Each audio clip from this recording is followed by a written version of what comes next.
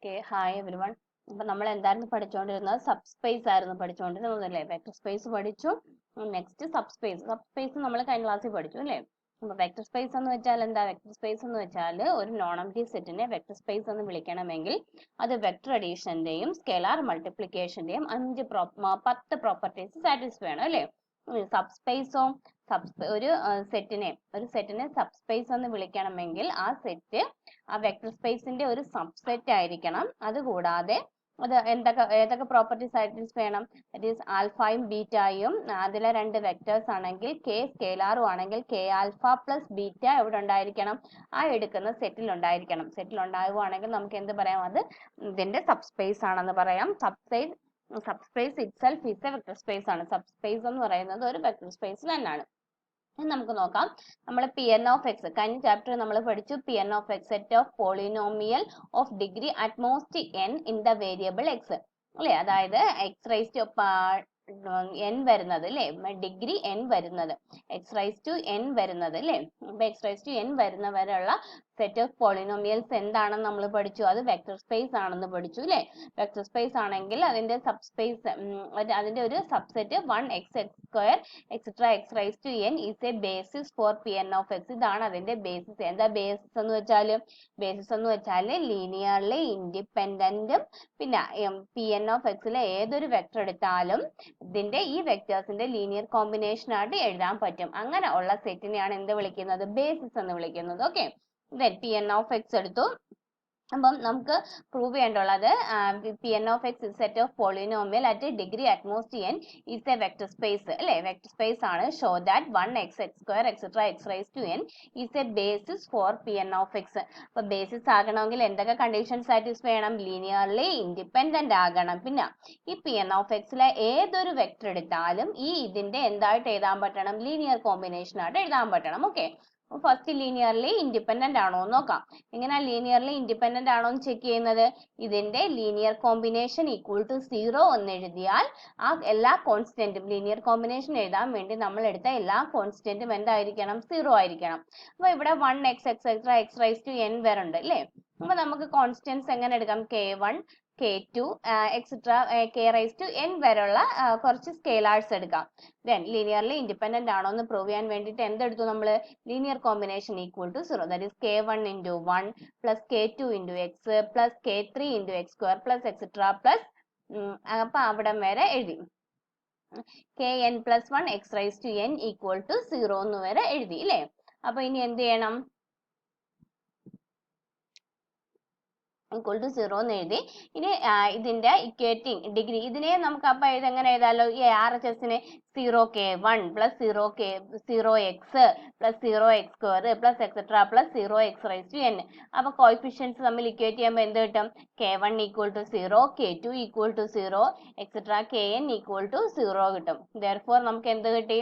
എല്ലാ കോൺസ്റ്റന്റ്സും ഈക്വൽ, അതായത് എല്ലാ സ്കെയിലാർസും 0 കിട്ടി. therefore നമുക്ക് എന്ത് പറയാം? 1x x² എക്സെട്ര അതെന്ന് പറയുന്നത് ലീനിയർലി ഇൻഡിപെൻഡന്റ് ആണെന്ന് കിട്ടി.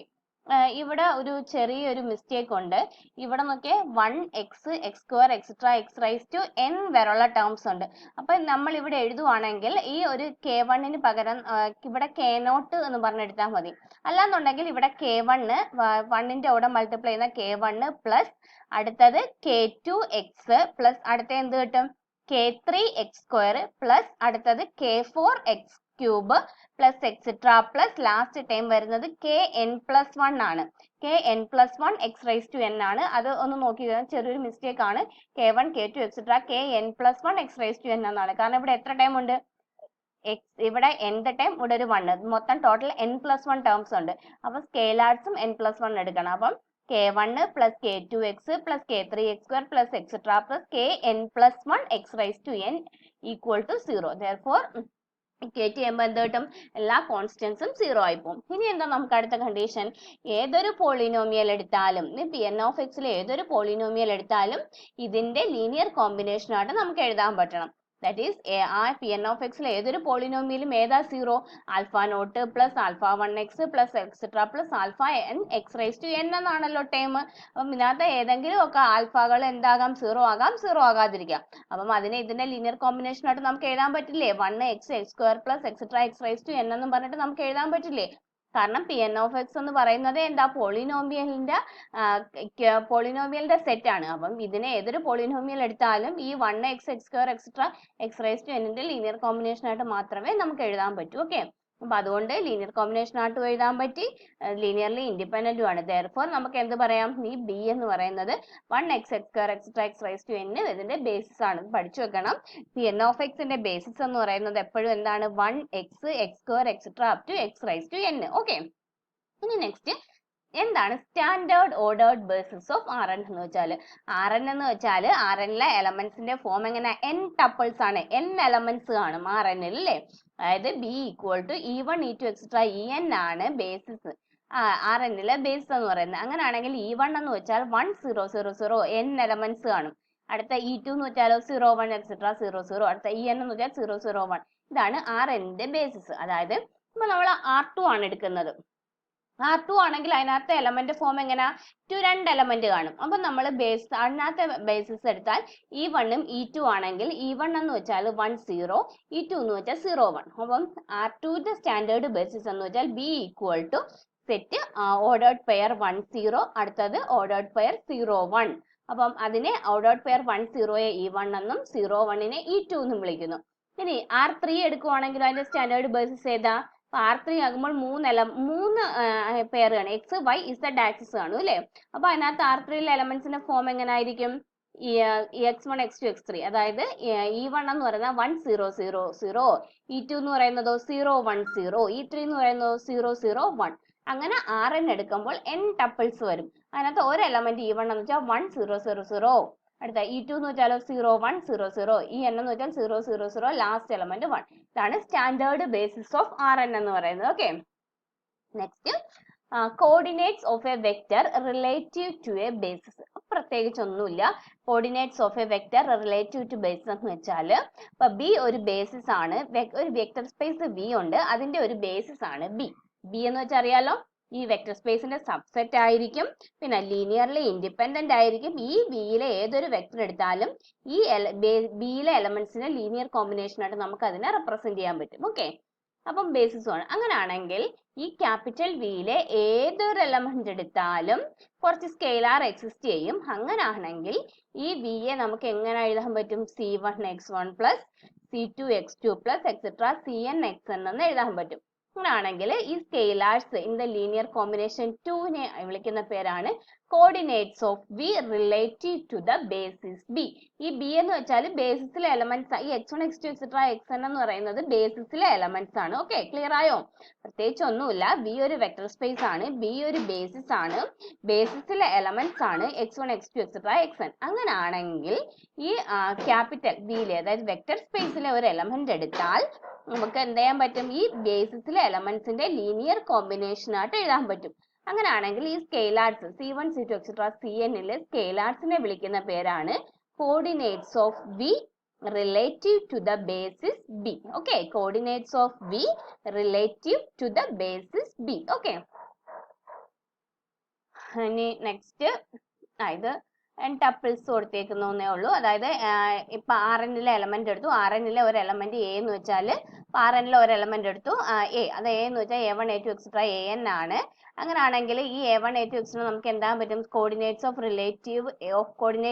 a relative to the standard basis e1 e2 etcetera enനെ നമുക്ക് ലീനിയർ കോമ്പിനേഷൻ ആയിട്ട് എഴുതാൻ പറ്റും. ഇതിൽ Rnലെ ഒരു എലമെന്റ് എടുത്താലും പറയുന്നത് Rnലെ ഒരു എലമെന്റ് a എടുത്താൽ അതിനെ നമുക്ക് ഈ സ്റ്റാൻഡേർഡ് ബേസിസിന്റെ എലമെന്റ്സിന്റെ ലീനിയർ കോമ്പിനേഷൻ ആയിട്ട് നമുക്ക് എഴുതാൻ പറ്റും. ഓക്കെ, അങ്ങനെ എഴുതാൻ പറ്റുവാണെങ്കിൽ അതിനെ എന്ത് വിളിക്കാം, ഈ a coordinates of a relative to the standard basis. Okay, next dimension. അപ്പൊ എന്താ ഡയമെൻഷൻ എന്ന് നോക്കാം. പ്രത്യേകിച്ച് ഒന്നുമില്ല, ഡയമെൻഷൻ എന്ന് വെച്ചാൽ ഒരു വെക്ടർ സ്പേസ് വി എടുത്താൽ അതിനൊരു ബേസിസ് ഉണ്ട് ബി. അങ്ങനെയാണെങ്കിൽ ഈ ബേസിസിലെ ഉള്ള എലമെന്റ്സിന്റെ എണ്ണത്തെ വിളിക്കുന്ന പേരാണ് dimension of the vector space. Dimension of a basis അല്ല, dimension of a vector space. അപ്പോൾ dimension of a vector space എന്ന് വെച്ചാൽ the number of vectors in a basis B for a vector space V is said to be the dimension of the space. അതായത് ഒരു vector space ഉണ്ടെങ്കിൽ ആ vector സ്പേസിലെ ബേസിസിലെ എലമെന്റ്സിന്റെ എണ്ണത്തെ വിളിക്കുന്ന പേരാണ് ഡയമെൻഷൻ ഓഫ് ദാറ്റ് സ്പേസ്, അല്ലെങ്കിൽ dimension of that vector space എന്ന് വിളിക്കുന്നത്. ഓക്കെ, നമ്മൾ മുമ്പത്തെ ചെയ്ത എക്സാമ്പിൾ ഒക്കെ നോക്കിക്കേ, ബേസിസ് കണ്ടു. അപ്പൊ R3 എടുത്താൽ എത്ര എലമെന്റ്സ് ഉണ്ടെന്ന് നമ്മൾ പറഞ്ഞു? ബേസിസിനകത്ത് 3 എലമെന്റ്സ്. നമ്മൾ ഇവിടെ നോക്കിയേ, ബേസിന്റെ കുറച്ച് ക്വസ്റ്റ്യൻസ് ചെയ്തില്ലേ? കണ്ട Rn എടുത്തു. Rnൽ നമുക്ക് standard basis B = E1 E2 etc. En എന്നാണ് കിട്ടിയത്. അപ്പൊ ഈ ബേസിസിനകത്ത് എത്ര എലമെന്റ് ഉണ്ട്? 1 2 up to n എലമെന്റ്സ് ഉണ്ട്. അപ്പൊ നമുക്ക് എന്ത് പറയാം? ഈ വെക്ടർ സ്പേസിന്റെ ഈ Rn എന്ന് പറയുന്ന വെക്ടർ സ്പേസിന്റെ ഡയമെൻഷൻ n ആണെന്ന് പറയാം. കാരണം ബേസിസിൽ എത്ര എലമെന്റ് ഉണ്ട്? n എലമെന്റ് ഉണ്ടായതുകൊണ്ട് Rnന്റെ ബേസിസ് എത്ര ആണെന്ന് പറയാം? n ആണെന്ന് പറയാം. ഇനി നെക്സ്റ്റ് അടുത്തത് Pn of x, polynomial, set of polynomials of degree at most n എന്ന് പറയുന്ന വെക്ടർ സ്പേസ് എടുത്തു. Set of polynomials degree at most n എന്ന് പറയുന്ന വെക്ടർ സ്പേസ് എടുത്തു. അതിനകത്തെ basis 1 x x² etc. x⁻n ആണ് അതിന്റെ ബേസിസ് എന്ന് നമ്മൾ പ്രൂവ് ചെയ്തു. അങ്ങനെയാണെങ്കിൽ ഇതിന്റെ ഡയമെൻഷൻ, ഈ Pn of x ന്റെ ഡയമെൻഷൻ എത്രയാണെന്ന് പറയാം? എത്ര എലമെന്റ് ഉണ്ട്? 1 1 2 3 etc. up to n+1 വരെയുള്ള എലമെന്റ് ഉണ്ട്. അപ്പൊ എത്ര എലമെന്റ് ഉണ്ട്? ഇത് n+1 എലമെന്റ് ഉണ്ട്. അങ്ങനെയാണെങ്കിൽ ഈ Pn of x ന്റെ ഡയമെൻഷൻ എത്രയാണെന്ന് നമുക്ക് അറിയാം? n+1 ആണെന്ന് പറയാം. ക്ലിയർ ആയോ? അങ്ങനെയാണെങ്കിൽ P2 of x ന്റെ ഡയമെൻഷൻ എത്ര? P2 of x എന്ന് വെച്ചാൽ എന്താ? Set of polynomials degree at most 2, degree 2 വരെയുള്ള പോളിനോമിയൽ. ഡിഗ്രി 2 ആണെങ്കിൽ അതിന്റെ ബേസിസിലെ എലമെന്റ്സ് എത്ര ആയിരിക്കും? 3 എണ്ണം ആയിരിക്കും. ഏതൊക്കെ വരും? P2 of x നകത്ത് വരുന്ന ബേസിസ് 1 x x². അപ്പൊ എത്ര? 3. അപ്പൊ P2 of x ന്റെ ഡയമെൻഷൻ എത്ര? 3 ആണെന്ന് പറയാം. ക്ലിയർ ആയോ? 3. Okay, next ഇത് തന്നെ നമ്മൾ പറഞ്ഞത്. Dimension of P2 of x is 3 and dimension of Pn of x is n+1. ഇനി നെക്സ്റ്റ് ഒരു സ്പെഷ്യൽ കേസ് ആണ് ദ സീറോ സ്പേസ്, അതായത് സെറ്റ് 0. അപ്പം സെറ്റ് 0, ഈ സെറ്റ് 0ക്കകത്ത് എത്ര എലമെന്റ് മാത്രമേ ഉള്ളൂ? 0 മാത്രമേ ഉള്ളൂ. അപ്പൊ 0 മാത്രം ആയതുകൊണ്ട് അതെന്തായിരിക്കും? ലീനിയർലി ഡിപ്പെൻഡന്റ് ആയിരിക്കും അല്ലേ? കാരണം നമ്മൾ ലീനിയർലി ഇൻഡിപെൻഡന്റ് പഠിച്ചപ്പോൾ പറഞ്ഞു അതിനകത്ത് സ്കെയിലേഴ്സ് 0 വരാം അല്ലേ? പക്ഷെ എലമെന്റ് എന്താകാൻ പാടില്ല? 0 ആകാൻ പാടില്ല. അതായത് x x² x³ etc. എടുക്കുവാണെങ്കിൽ അത് 0 ആകാൻ പാടില്ല. അതിനോട് ലീനിയർ കോമ്പിനേഷൻ എഴുതുന്ന വാല്യൂസ് മാത്രമേ 0 ആകാൻ പാടുള്ളൂ അല്ലേ? അപ്പൊ നമുക്ക് ഇത് സെറ്റ് 0 ആയതുകൊണ്ട് 0 ഉണ്ടായതുകൊണ്ട് നമുക്ക് എന്ത് പറയാം? ലീനിയർലി ഡിപ്പെൻഡന്റ് സെറ്റ് ആണെന്ന് പറയാം. അപ്പൊ നമ്മൾ ആ സെറ്റിന്റെ സെറ്റ് 0 അതിനൊരു ബേസിസ് ഇല്ല. അപ്പൊ നമ്മൾ ഇതിനെ empty ആയിട്ട് എടുക്കുന്നു. അപ്പൊ അതുകൊണ്ട് ഡയമെൻഷൻ ഓഫ് സെറ്റ് 0യെ നമ്മൾ അതിന്റെ ഡയമെൻഷൻ 0 എന്ന് തന്നെയാണ് പറയുന്നത്. ഓക്കെ, അതായത് സെറ്റ് 0യുടെ ഡയമെൻഷൻ എപ്പോഴും നമ്മളൊരു സ്പെഷ്യൽ കേസ് ആണ്. അതിന്റെ ഡയമെൻഷൻ 0 ആയിട്ട് തന്നെയാണ്. നിങ്ങൾ ഇതിനകത്ത് ഒരു എലമെന്റ് ഇല്ലേ എന്ന് ചോദിക്കും. പക്ഷെ അങ്ങനല്ല. സെറ്റ് അത് വെക്ടർ സ്പേസ് അല്ല, ബേസിസ് അല്ലാത്തത് കൊണ്ട് അതിനെ നമ്മൾ എന്തായിട്ട് എടുക്കുന്നു? അതിനെ സെറ്റ് ഡയമെൻഷൻ 0 ആയിട്ടാണ് എടുക്കുന്നത്. ഓക്കെ, അതിന് ബേസിസ് ഇല്ലാത്തത് കൊണ്ട്. ബേസിസ് ഇല്ലാത്തതിന്റെ കാരണം എന്താ? വെക്ടർ സ്പേസ് അല്ലാത്തതല്ല, ബേസിസ് ഇല്ല. ബേസിസ് ഇല്ലാത്തതിന്റെ കാരണം അത് ലീനിയർലി ഡിപ്പെൻഡന്റ് സെറ്റ് ആണ്. അപ്പം നമുക്ക് ലീനിയർലി ഇൻഡിപെൻഡന്റ് പ്രൂവ് ചെയ്യാൻ പറ്റാത്തത് കൊണ്ട് അതിന്റെ ഡയമെൻഷൻ നമ്മൾ 0 ആയിട്ടാണ് എടുക്കുന്നത്. Okay, thank you.